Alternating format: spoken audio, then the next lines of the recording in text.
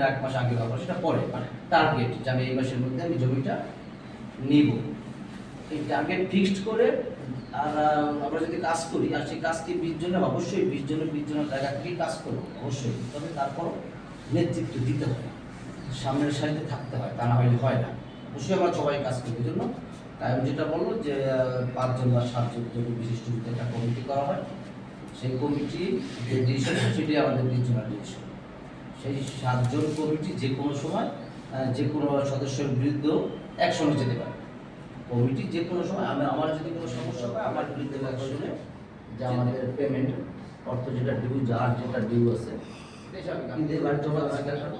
এখন আমি থাকবো না। এখন তো আপনার সেই রেসপন্সিবিলিটি যদি ঠিকঠাক থাকে, আমরা যারা সদস্য আছি আমাদের একটু কথা বলতে হবে। তখন আমরাও ওই যারা দায়িত্বে থাকবে, যার দায়িত্ব, যার রেসপন্সিবিলিটি ঠিক নেই, তাদের অ্যাগেনস্টে আমরাও কিছু কথা বলতে পারি যে আপনার যে দায়িত্ব নিচ্ছে সেই দায়িত্ব সঠিকভাবে পালন করতে দিচ্ছেন না।